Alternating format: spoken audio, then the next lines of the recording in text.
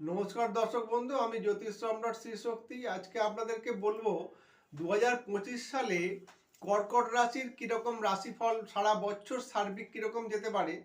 পাঁচখানা main point বলবো যেগুলো আপনাদের খুব কাজে লাগবে।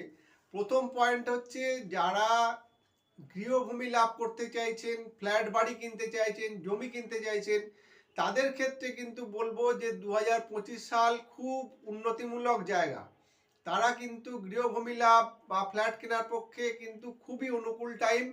একেবারে কোনো দিকে না মন দিয়ে আপনারা কিন্তু গৃহভূমি লাভের চেষ্টা করুন, অপূর্ত ফল লাভ করবেন। দ্বিতীয় পয়েন্ট হচ্ছে যে যারা বিদ্যার সঙ্গে যুক্ত আছে, যারা পড়াশোনার সঙ্গে উচ্চবিদ্যায় বিশেষ করে যারা যুক্ত আছে, তাদের কিন্তু 2025 সাল কিন্তু প্রচণ্ডভাবে কিন্তু খুব ভালো টাইম। তারা কিন্তু একটু যদি মনোনিবেশ করতে পারে তাহলে কিন্তু খুব ভালো লাভ করবে, ফল লাভ করবে।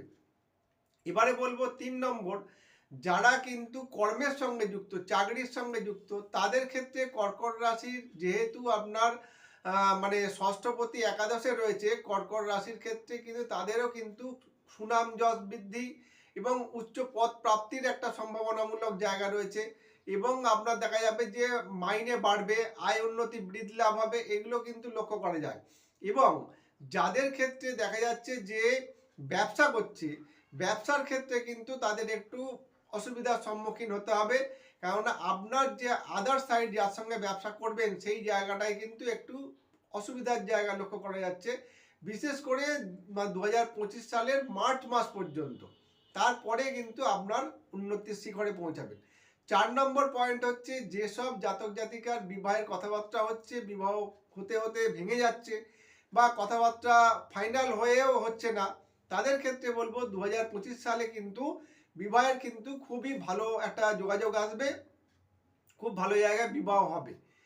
5 নম্বর পয়েন্ট হচ্ছে যে যেসব জাতক জাতিকাদের দেখা যাচ্ছে যে নানান রকমভাবে রোগ ভোগান্তির মধ্যে ভুগছে, বয়স্ক হতে পারে বা অল্প বয়স্ক হতে পারে, সেই রোগ ভোগান্তির জায়গায় কিন্তু একটু খুব সচেতনভাবে চলা দরকার, নাহলে কিন্তু এই বছরের শুরুর দিকটায় কিন্তু রোগ ভোগান্তির একটা যোগ লক্ষ্য করা যায়।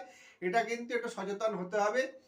এবং রাশিফলটাই সব নয়, যারা জ্যোতিষ বিচার করাতে চাইছেন, গাণিতিক পদ্ধতিতে বিচার করাতে চাইছেন, তারা আমার সঙ্গে যোগাযোগ করতে পারেন। আমার ফোন নাম্বার 9831434774। নমস্কার দর্শক বন্ধু, সবাই সুস্থ থাকুন, ভালো থাকবেন।